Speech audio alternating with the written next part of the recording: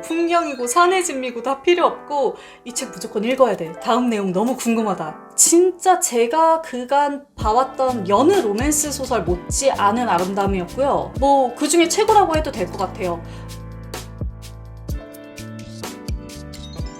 안녕하세요 여러분, 공백입니다. 모두 잘 지내셨나요? 오늘은 제가 휴가 때 정말 고심 끝에 골라서 가져갔다가 그야말로 초대박이 난 책을 여러분께 소개해 드리려고 합니다. 제가 재작년에는 그 천명관 작가님의 고래를 가져갔다가 정말 대성공을 했고, 작년에는 뭐 이렇다 할 휴가를 보내지 않았거든요. 올해는 오늘 제가 이제 소개해드릴 책을 가지고 갔다가 정말 역대급 대성공을 거두고 돌아왔습니다. 어떤 책인지 궁금하시죠? 바로 소개해드릴게요. 매들린 밀러의 장편 소설 아킬레우스의 노래입니다.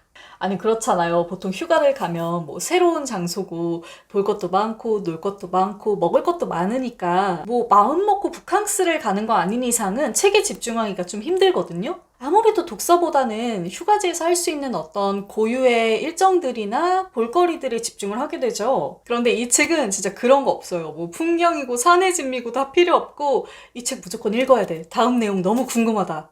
이런 마음에 제가 이제 꼭 붙잡고 완독을 하고 온 소설입니다. 도대체 이 책이 무슨 내용이길래 이러는지 지금부터 좀 소개를 해드릴게요. 자, 제목에서 눈치를 채셨겠지만 이 책의 주인공은요, 아킬레우스입니다. 우리가 아주 잘 알고 있는 그리스의 영웅이죠. 보통은 그 아킬레스건에 관련된 신화로 알고 계시는 것 같아요. 이 책의 줄거리를 소개해드리기 위해서요, 먼저 호메로스의 일리아스를 잠깐 경유해 보도록 하겠습니다. 호메로스의 일리아스는 저도 아직 다 읽어보지 못했지만 이 아킬레우스에 대한 이야기로 시작된다고 하죠. 어느 날 그 유명한 미인 스파르타의 여왕 헬레네가 납치되는 일이 발생합니다. 범인은 트로이아의 왕자 파리스였고요. 이로 인해서 그리스군과 트로이아 사이에 전쟁이 벌어져요. 트로이아 전쟁이죠. 아킬레우스는 이 전쟁에서 이 시기에 가장 주목받았던 전사입니다. 아버지는 왕이고 어머니는 여신이거든요. 이 사이에서 태어난 아킬레우스는 당대 최고의 미모를 가지고 있었고 당대 최고의 전투 실력을 가지고 있었습니다. 트로이 전쟁에서 이 아킬레우스는 그리스군 편에 서게 되는데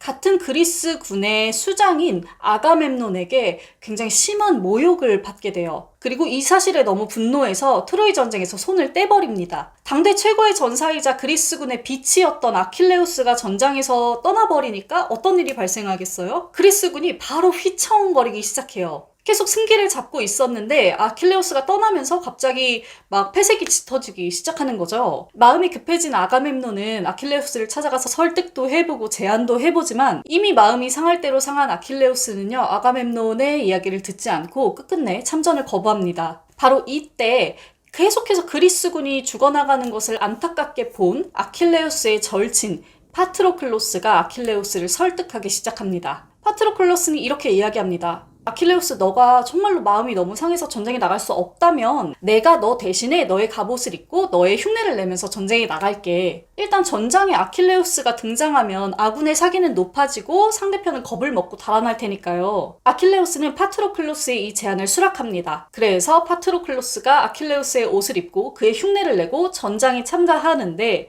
문제는 참가했다가 전사하고 말아요. 아킬레우스는 바로 이 순간부터 이성을 잃어버리기 시작합니다.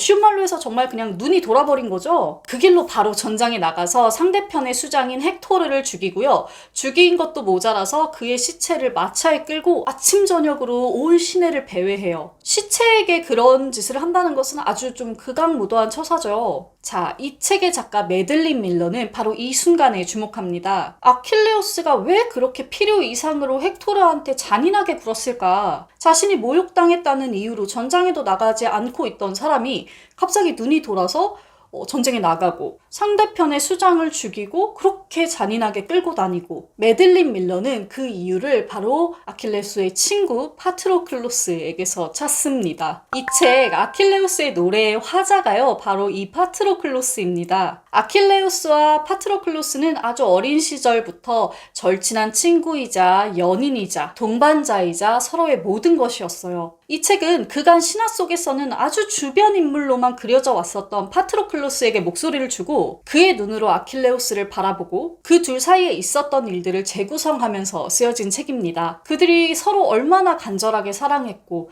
그럼에도 불구하고 어떤 식으로 전쟁에 휘말리게 되는지 그들이 어떻게 운명의 굴레에 빠지게 되는지를 아주 재미있게 그려낸 책이에요. 그리고 그때 당시에 활동했었던 그리스의 되게 유명한 영웅들 있잖아요. 그들의 모습을 보는 것도 너무너무 재밌고요. 역자의 말에 따르면 이 책은 원전에 상당히 충실한 개작이라고 하더라고요. 다만 호메로스의 일리아스에서는 파트로클로스를 아킬레우스의 연인이라고 규정하지는 않는다고 해요. 그렇게 규정하는 거는 호메로스 이후의 해석이라고 하네요. 제가 예전에 매들린 밀러의 키르케를 소개해드린 적이 있었죠. 이 키르케 역시 오디세우스 신화에서 아주 잠깐 스쳐 지나가는 작은 캐릭터, 마녀로 나오는 인물입니다. 그런데 이 키르케의 이야기를 신화에 기반해서 그녀를 중심으로 재밌게 개작한 것이 키르케라는 책의 가장 큰 장점이었거든요. 이 아킬레우스의 노래도 마찬가지예요. 파트로클로스라는 아주 작은 인물을 통해서 트로이 전쟁 전후의 이야기를 재미있게 그려내고 있고요. 그 속에 숨겨져 있었던 아킬레우스의 어떤 담대하지만 허영심이 가득한 모습, 파트로클로스의 선하고 이타적인 모습을 찾아볼 수 있는 책이었어요. 저는 무엇보다 이 둘 사이에서 오가는 그런 절대적인 사랑과 신뢰의 모습들을 살펴보는 게 정말 너무너무 좋았습니다. 진짜 제가 그간 봐왔던 여느 로맨스 소설 못지 않은 아름다움이었고요. 뭐 그 중에 최고라고 해도 될 것 같아요.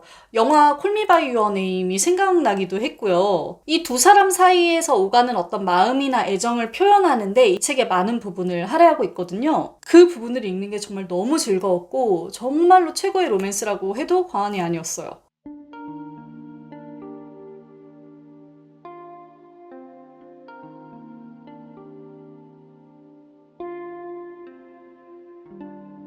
신화에 따르면요, 아킬레우스는 신탁을 받습니다. 신들의 예언에 따르면 트로이의 수장인 헥토르가 죽고 나면 아킬레우스는 그 다음에 죽을 것이다 라고 하거든요. 그런데 당대에는 헥토르를 죽일 수 있는 그런 능력을 가진 사람이 아킬레우스밖에 없었어요. 즉 이 얘기는 뭐냐면 아킬레우스 본인이 굳이 헥토르를 죽이지 않으면 헥토르가 목숨을 부지하는 만큼 아킬레우스도 계속해서 목숨을 늘려갈 수 있다는 얘기거든요. 아킬레우스는 헥토르 다음에 죽는 거니까요. 이 예언을 듣고 파트로클로스는 아킬레우스에게 제발 헥토르를 죽이지 마 이렇게 간청합니다. 아킬레우스도 처음에는 자신이 헥토르를 죽일 생각이 없었어요. 하지만 결국 신탁대로 헥토르는 전사합니다. 그를 죽인 사람은 다름 아닌 아킬레우스였고요. 이 헥토르가 자신의 연인이자 전부인 파트로클로스를 죽였기 때문에 아킬레우스는 자신이 죽게 될 거란 예언에도 아랑곳하지 않고 헥토르를 죽이고 그 시체에게 극악무도한 행위까지 저지르게 되는 거죠. 이렇게 운명의 소용돌이에 빠져드는 주인공들을 보면서 뭔가 안타까우면서도 흥미진진하고 사랑스러우면서도 믿기도 하고 그런 마음이 들더라고요. 제가 진짜 이 책에 너무 빠져들어서 이 책 완독한 날 밤에 꿈도 꿨어요. 이 표지에 있는 이런 투구와 갑옷을 쓴 그리스 남자들이 전쟁하는 그런 꿈도 꿨거든요. 정말 휴가 내내 저를 완벽하게 사로잡았던 책이었습니다. 이 책이 국내에 번역된 매들린 밀러의 첫 번째 장편소설이고요. 두 번째가 키르케였어요. 이 키르케는 제가 1년 전쯤에 광고로 의뢰를 받았다가 정말로 최애 책이 돼버린 그런 소설이었죠. 제가 2020년 베스트 소설로 꼽은 책이기도 하고요. 이 아킬레우스의 노래도 당시에 출판사에서 선물을 해주셨는데